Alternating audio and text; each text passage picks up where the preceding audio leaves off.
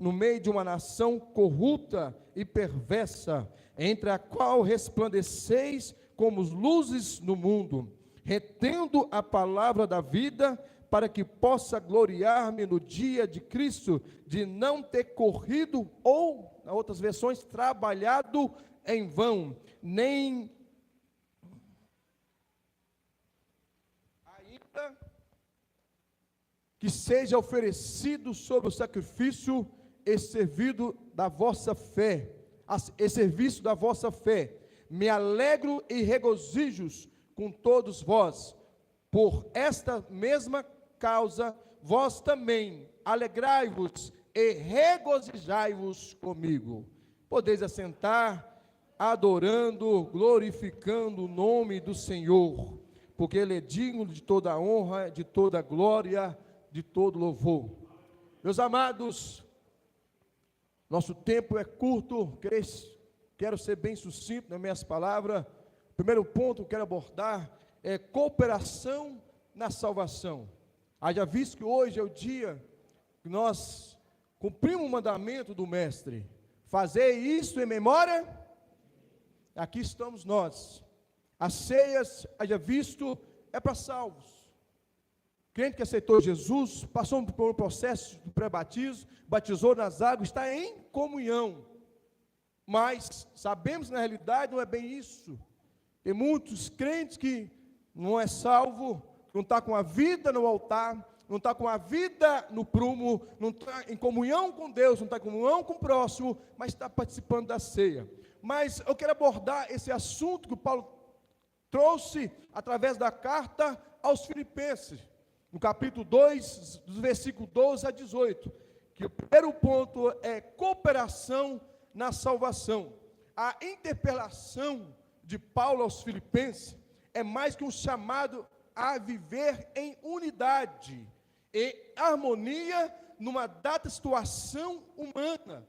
É o apelo em viver toda a vida de tal maneira que conduza à salvação de Deus no tempo e também na eternidade. Em nenhuma parte do Novo Testamento, a obra da salvação se estabelece em forma mais sucinta e pragmática. Quando Paulo usa essa expressão, desenvolvei a vossa salvação com temor e tremor. Por quê? Deus é quem efetua em vós tanto querer como realizar, segundo a sua boa vontade. Como sempre no caso, Paulo usa as palavras, escolhe, bem escolhida, bem com cuidado, e ele vem dizendo, desenvolvei a vossa salvação. Isso me preocupa, porque trazendo o estudo da soteriologia, que é o estudo da salvação de Deus para o homem, quando nós aceitamos Jesus, recebemos o quê? O Espírito de Deus, o Espírito Santo. Somos salvos, sim ou não? Somos salvos, sim ou não? Sim. Aceitamos Jesus. Mas o que o apóstolo Paulo está trazendo aqui? Você aceitou Jesus, você entrou no processo, a sua salvação não pode ser parcial. Não é simplesmente aceitar Jesus e viver uma vida que não é complacente àquela que Ele te chamou e te transformou de dentro para fora. Vou explicar direito. Aceitei Jesus, mas aceitei Jesus, a minha salvação é parcial. Como? Aceitei Jesus, mas eu não quero mudança, eu não quero transformação, eu não quero largar o meu pecado, eu não quero largar as coisas do mundo, mas aceitei Jesus, mas eu estou na dúvida ainda. Outros que aceitaram Jesus, até desenvolveram a sua salvação, mas chegou a um certo ponto da vida, a salvação dele parou de desenvolver. Por quê? Por causa do pecado. Começou a olhar para os lados, começou a olhar para trás, começou a sentir saudade do mundo. Ele para de participar do corpo de Cristo? Não. do sangue, não. Simbolicamente falando, continua tomando ceia, continua pregando, continua cantando. Só que, quando Paulo desenvolveu a sua salvação com temor e tremor, não sabendo ele que o progresso da sua salvação está parado, o teu trabalho está em vão, porque Deus não está agradando a sua atitude, seus comportamentos no seu reino, na sua caminhada. Paulo usa um grego que chama cartegasastai, que significa que é inerente levar a ideia de a cabo, de fazer coisa de forma plena, completa e perfeita, de modo que se termina e conclua. Não é simplesmente eu aceitei Jesus, comecei a levar a vida, que a pouco comecei a oscilar na caminhada. Não, você aceitou Jesus, continua olhando para Ele, continua na caminhada, continua na conduta de crente fiel, para que você possa concluir a boa obra de Cristo, que é a conclusão da salvação na vida do ser humano. A palavra grega cartegasastai tem um sentido de realizar, executar, trabalhar para produzir algo, ou levar a cabo. É uma forma do verbo kategosomai, que significa, geralmente, trabalhar e produzir, trazer a conclusão, ter prazer. Se eu sou salvo, em mim gera obras. Eu tenho prazer em fazer a obra de Deus. Eu tenho prazer em estar na casa do Senhor. Eu tenho prazer de servir um copo d'água. Eu tenho prazer de anunciar o Evangelho. Eu tenho prazer de ser um participante, de ser um servo do reino dele. Não sei se os irmãos estão me entendendo. Por quê? Esse trabalhar e produzir algo e trazer a conclusão não parte de mim. Parte da ação de Deus, através da salvação que foi gerado dentro de mim, que me dá prazer a fazer algo para o rei. Eu não faço algo para o rei para me ser salvo, eu faço porque eu sou salvo. A minha salvação produz o trabalho. E que trabalho? Independente. Seja ele árduo, dificultoso, dependente do trabalho, dependente do sofrimento, mas eu tenho prazer, porque que é gerado de mim a salvação, e a minha salvação, ela está se desenvolvendo a cada dia, até que Ele conclua em mim a salvação completa, porque se Ele me chamar hoje, se Ele te chamar hoje, e você partir salvo, você concluiu, sim ou não? Concluiu. Paulo, quando ele estava preso, acorrentado, muitas vezes as mãos com os pés, ele beijava as correntes e agradecia, assim, é um privilégio eu padecer, é um privilégio eu sofrer por amor de Cristo. Porque a salvação que é gerada de mim, nada pode me parar. Os chicotes, as prisões, as pedradas, nada. Porque eu tenho prazer em servir o meu mestre. Porque até de mim é uma salvação que está em desenvolvimento, e a minha recompensa virá dele. Aleluia. É como se Paulo dissesse: não fiquem na metade do caminho, não satisfaça com a salvação parcial. Infelizmente, muitos dos nossos que estão no nosso meio se contentam em viver uma vida cristã, sendo o quê? Que a sua salvação está parcial. Porque o que me motiva é estar aqui. O que motiva de adorá-lo, o que motiva de fazer algo para Ele, não parte de mim, é dEle. A ação dEle que está dentro de mim, que me motiva a fazer algo para Ele. Quando você começa a perder interesse no reino de Deus, quando você começa a criar um desânimo, hoje eu não vou na igreja, hoje eu não vou evangelizar, hoje eu não vou orar, hoje eu não vou fazer isso, não vou fazer aquilo, eu estou tão desanimado, porque a sua salvação parou de progredir. Você não tem mais prazer no reino dele. Você não tem mais prazer de compadecer e sofrer no reino dele. Você não tem mais prazer de ouvir a voz dele. Você não tem mais ânimo, e para você não faz mais sentido. E para muitos, o culto como esse se tornou um culto normal. Para os salvos, não. Para os salvos tem uma suma significância. Para nós que somos salvos, entendemos este momento. Momento que nós lembramos do sofrimento do Mestre. O tanto que o Mestre compadeceu por nós.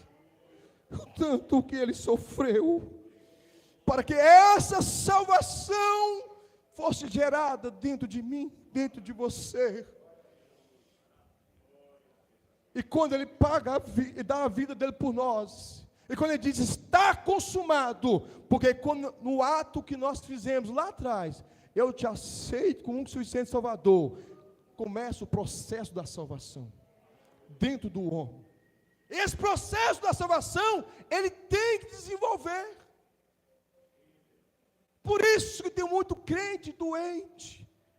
Por isso que tem muito crente morto espiritual. E não sabe por quê. Tem muito crente que tem dificuldade de fazer uma leitura, de cantar um hino da harpa. Tem muito crente que diz, nossa, todo de crente, todo de culto, tudo a mesma coisa. É quarta, sexta, domingo, é os mesmos hinos, é as mesmas coisas. Peraí, você está com problema. Você está morrendo espiritualmente. A salvação não está desenvolvendo dentro de você. Por isso que o Paulo usa esse termo. Desenvolvei a salvação com temor e tremor. Por isso que ele usa esse grego, katergazastai, realiza, executa, trabalhe para produzir algo no reino, se você é salvo. Se eu sou salvo, eu tenho prazer de executar algo no reino para Ele. Quem é salvo não vê, não olha para os obstáculos. Quem é salvo não olha para as pedradas. Quem é salvo não olha para as dificuldades. Quem é salvo não olha para o cansaço. Quem é salvo não olha para as calúnias. Porque o seu objetivo é com Ele. E nós sabemos que a nossa caminhada, o nosso trabalho não é vão, se a nossa salvação estiver em desenvolvimento. Agora deixa eu falar uma coisa, duro para mim e para você. Nós ficamos a vida toda dentro da igreja, sem usar esse grego, katergazastai, sem executar, sem produzir, ficar como parasita dentro do corpo de Cristo. Chegar naquele dia, e você dizer para o mestre, mestre, em teu nome, eu preguei, em teu nome, eu fiz isso, eu fiz aquilo. O mestre vai abrir o primeiro livro. Deixa eu ver suas obras. Mas aqui também tem outras obras suas também, que não me agradaram, né? Está tudo aqui registrado, Gesiel. Agora, Gesiel, vou abrir o segundo livro, o livro da vida. E quando eu abrir o livro da vida, eu vou olhar e vai dizer, o seu nome não está aqui. Ficou a vida inteira dentro da igreja, cantando, pregando, participando da ceia. Mas nunca desenvolveu a salvação. Duro é para você e para mim chegar nesse dia, o mestre falar que o nosso nome não está lá. Devemos ter temor sobre isso. Nós devemos preocupar e valorizar a nossa salvação. Não adianta nada, irmãos, é ter carteirinha de membros, ter nosso nome no rolo de membro da igreja, ter talento, ter habilidade, se o nosso nome não estiver escrito no livro da vida. Porque aquele que não desenvolve a sua salvação, o seu nome não está escrito no livro da vida. Porque essa sua salvação parou de progredir, porque algo errado está aí. Sabe que algo errado é esse? Quando você quer fazer as coisas de Deus, mas quer estar de mão dada com o mundo. Quando você dá as mãos para os prazeres da carne, quando você dá a mão para o mundo, essa palavra, cartegas astai, você não consegue executar algo para Ele no reino. Sabe por que você não consegue executar algo para Ele no reino? Porque tudo para Ele no reino se torna um fardo para você. Tudo para Ele, tudo para você fazer no reino dEle, para você é um fardo, é dificultoso. Tudo que pede para você fazer, você fala, não dá, eu não consigo, eu não posso. Sabe por quê? A sua salvação parou de progredir, a sua salvação parou de desenvolver. Então aquilo que movia dentro de você, que era Ele, você deu lugar para outras coisas, deu lugar para o pecado. E quando o pecado entra, a sua salvação está em jogo. Você não tem mais prazer de dobrar o joelho e falar com Ele. Você não tem mais prazer de meditar na sua palavra. Você não tem mais prazer num culto como esse, sentir a presença dEle. Você encontra dificuldade de ficar num ambiente como esse. Você chega no culto 19 horas já olhando assim, nossa, até dar as 21 horas. Deixa eu falar uma coisa com você. Não faz isso não. A sua salvação custou a vida dele. A salvação é um bem mais valioso que o crente pode ter. Não joga a sua salvação fora. Não faz isso com ele. Ele deu a vida por você na cruz do Calvário. O dia que você aceitou Ele começou a trabalhar na sua vida, mas por causa de um motivo ou outro, você deixou o pecado entrar. Mas ainda há tempo, porque João escreve na sua primeira carta, no capítulo 2, eu vos escrevo, filhinhos, que não pequeis, mas se vos pecar, há o quê? Um advogado. Mas deixa eu falar para você, para essa salvação desenvolver, o arrependimento vem do coração, não vem de emoção. Quando eu falo assim, Senhor, eu me arrependo, Ele consulta os nossos corações.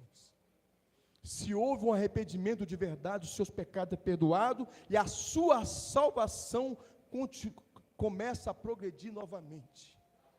Sabe como? Você começa a voltar a ter prazer nas coisas dEle. Você começa a ter prazer em falar com Ele. Você começa a ter prazer de pregar para alguém.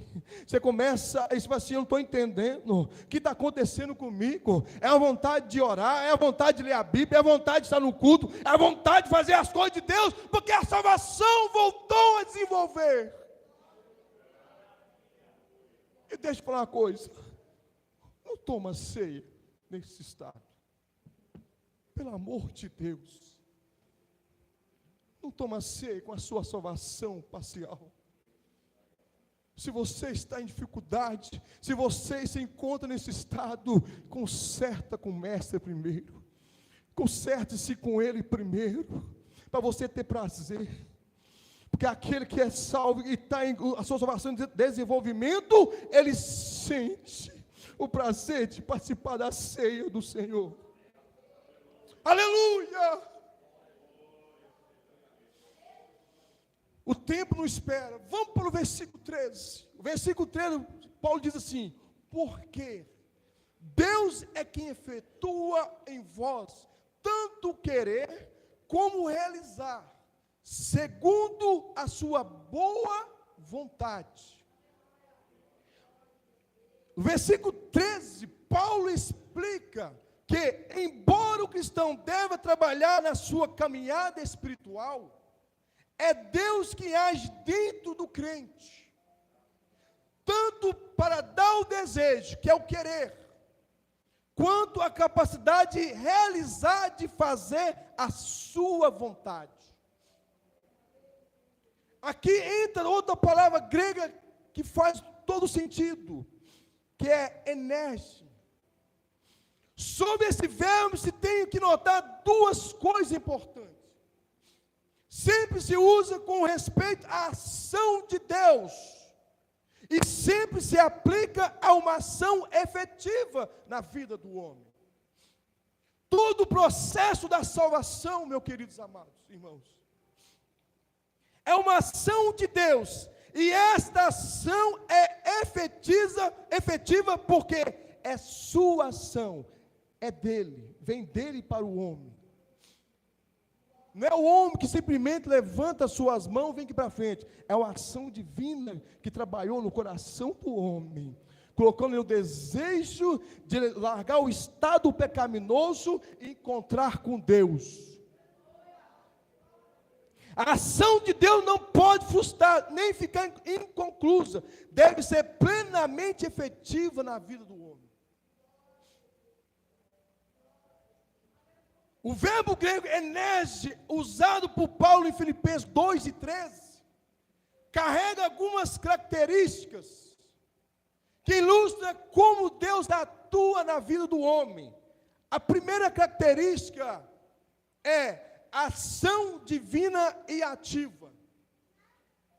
Energia implica uma ação contínua e dinâmica de Deus na vida do crente. Não é algo passivo ou ocasional, mas uma operação constante.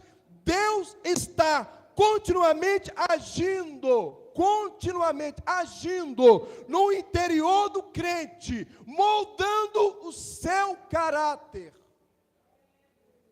e vontade. Não é uma vez ou outra, é continuamente. O grego enes, que significa uma ação divina ativa.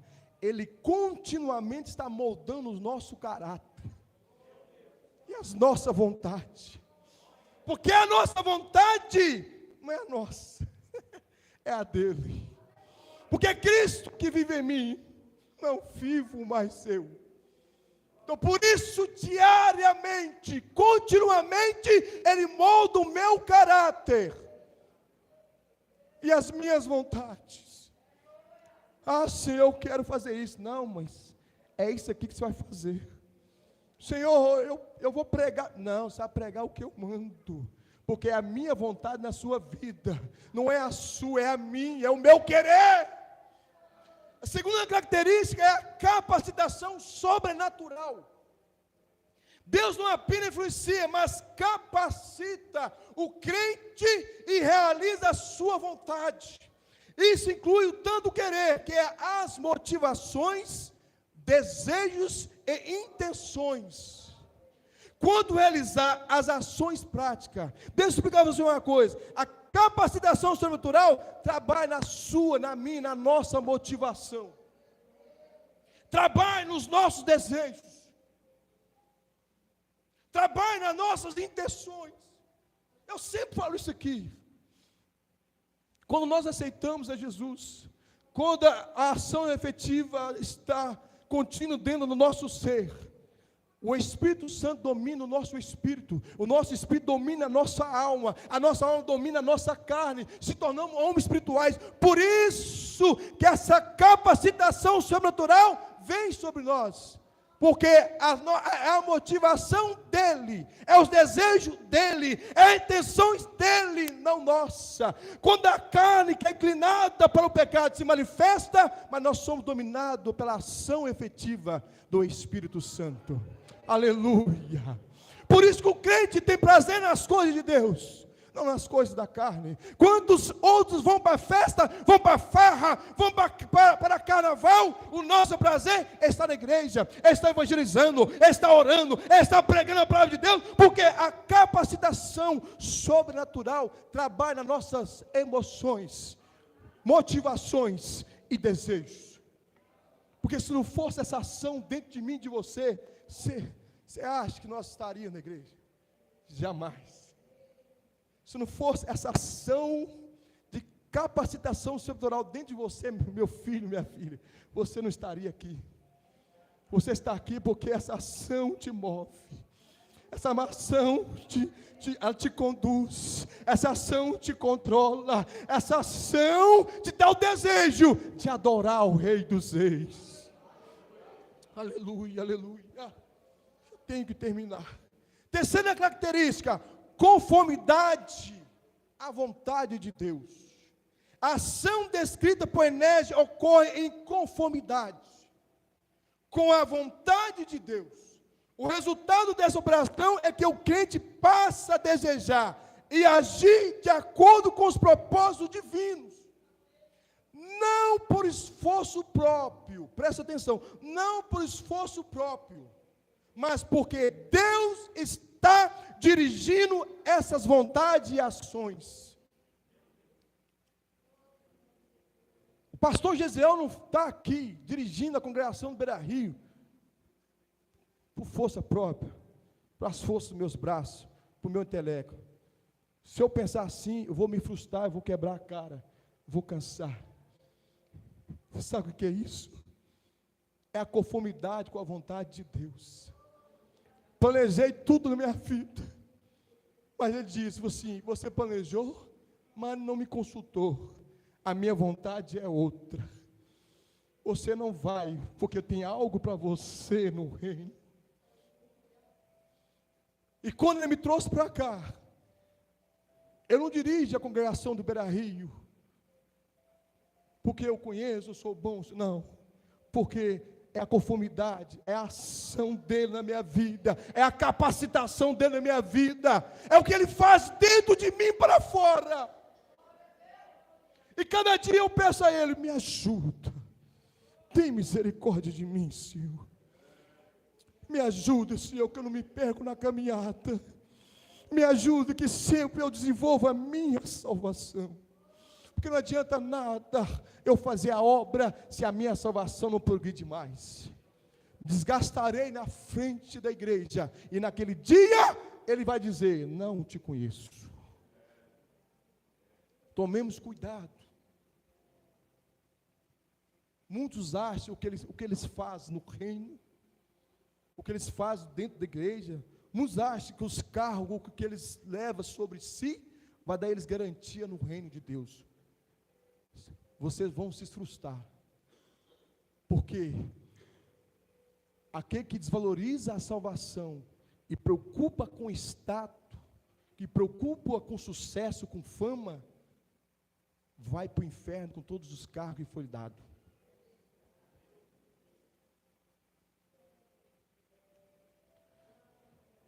Por isso no céu vai ter muita surpresa.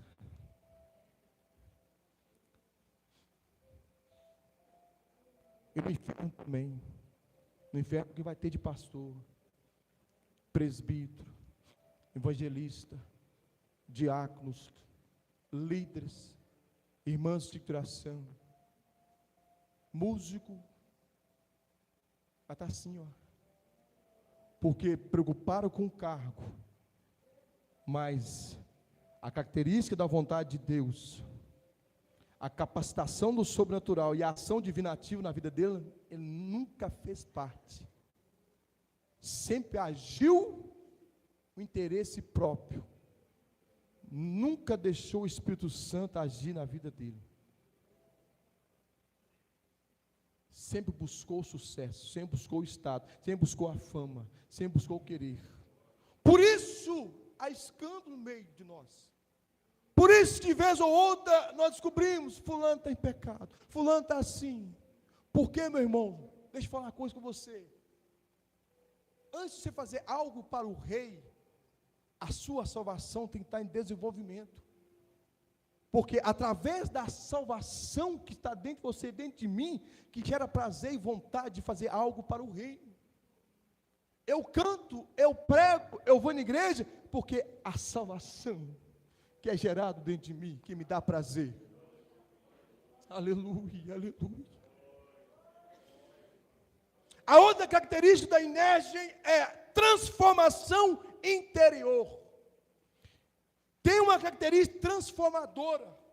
O trabalho de Deus no crente não é meramente externo, mas ocorre de dentro para fora. Ele transforma o coração, a mente e as atitudes, promovendo uma mudança profunda e verdadeira. O crente que é salvo, ele não tem aparência. Ele não usa máscara, porque é de dentro para fora. E essa evidência é visto tanto por Deus e também por aqueles que estão perto dele. Quando você passa na rua, ou quando você chega num lugar, os testemunhos oculares desse mundo, o ímpio olha para você e diz: esse aí é crente. O linguajar dele é diferente. O rosto dele brilha. O teu palavreado é diferente. E quando ele fala, eu sinto uma paz. Por quê? Houve nele, nessa pessoa, uma transformação profunda e verdadeira. Tudo que era velho, tudo que desagradava o Senhor foi tirado. A pessoa que tem a salvação em desenvolvimento, ele vive em novidade de vida. O teu prazer é na lei do Senhor. O teu prazer é no reino de Deus. O pecado já não faz parte mais da sua vida. Pode acontecer por um acidente, mas ele não tem prazer. Ele não tem prazer mais pegar um cigarro, pegar uma bebida, de prostituir, adulterar, roubar, matar, porque nele houve uma profunda mudança interior e verdadeira.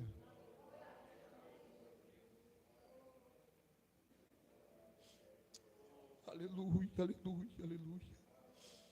Queria pregar mais. Eu sinto a presença de Deus, irmão. Deixa eu falar uma coisa, eu sinto a presença de Deus, não me sinto pular, gritar, não. É aqui, ó, é de dentro. De dentro para fora, meu corpo treme. Porque se tem uma coisa que eu preocupo é com a minha salvação. Porque eu quero ir para o céu. Se for preciso pedir perdão para alguém, eu peço 1000 vezes. Se tiver algo de errado, eu me preocupo. Porque com Paulo assim, desenvolvei a sua salvação com temor e tremor. Ele está dizendo, não é em ter medo de Deus, esconder de Deus, não. É de feri-lo. Quando nós pecamos, nós estamos ferindo a Deus. Na forma de falar, no linguajar simbólico, é como a gente estivesse crucificando Jesus novamente. Quando você age dentro da casa dele, das coisas dele, sem temor e tremor, em pecado, com a vida torta, você está ferindo o mestre. Você não está servindo ele com temor e tremor. A sua salvação parou. A sua salvação não está progredindo. A sua salvação não está desenvolvendo. Você vai para o inferno participando da ceia. Você vai para o inferno cantando. Você vai para o inferno pregando. Paletó, vestes aqui. Não adianta nada se você não for transformado de dentro para fora. Engana o homem, mas a ele você não engana. Porque ele consulta os nossos corações. E essa noite ele está consultando o coração de cada um aqui. E como servo do Senhor, eu te peço, pelo amor de Deus, se a tua salvação está parcial, conserte-se com o Senhor. Pede a Ele perdão. Põe a sua vida no prumo, põe a sua vida no altar. Jesus está voltando. Jesus está à porta. A qualquer momento pode acontecer o arrebatamento. E te pergunto, Senhor, mas também acontecer agora, você vai subir? Nós vamos subir? Ou, após o culto, não sei, Jesus recolher seu fogo de vida, você garante que você está salvo? Cuidado, não brinca. Não brinca. A melhor coisa que Ele nos deu foi a salvação. Pelo amor de Deus, igreja. O que é que a igreja se reflete? Faz uma reflexão sobre isso. Não brinque com a salvação. Valorize a sua salvação. Desenvolve a sua salvação continuamente. Por favor, pelo amor de Deus. E eu já vou terminar. Desenvolver a salvação com temor e tremor significa viver de modo e refletir Cristo em todas as áreas da vida, sabendo que é Deus que nos capacita a isso. É viver uma vida de entrega totalmente. É entregar totalmente para Deus. Senhor, é o Deus da minha vida. Nessa casa quem manda é o Senhor. Porque nós somos o quê? Templo do Espírito Santo. Será que nós somos mesmo? Será que o Espírito Santo tem liberdade aí, na sua casa? Ele tem liberdade para trabalhar, numa ação efetiva, na capacitação, na transformação? Te pergunto, não é eu, o Espírito Santo te pergunta neste momento, como está a casa? Você diz, a casa é sua, Espírito Santo, ele está perguntando. O Espírito Santo está te perguntando. Que a nossa vida seja marcada por uma obediência ativa. Um testemunho brilhante e uma alegria perseverante, independente da circunstância que eu e você enfrentamos. Independente da luta, do vale, do deserto. Mas nós somos perseverantes, porque o que nos move é a ação divina dentro de nós. E nós valorizamos o que Ele nos deu, foi a salvação. E a nossa salvação é progressiva. A nossa salvação, ela se desenvolve diariamente. Jesus te ama. Jesus é o seu advogado. Mas Ele é justo também. Não brinque, porque a porta da salvação está fechando. Aleluia. Os jovens vão louvar. Após os jovens, não vou dar continuidade do trabalho. Aleluia.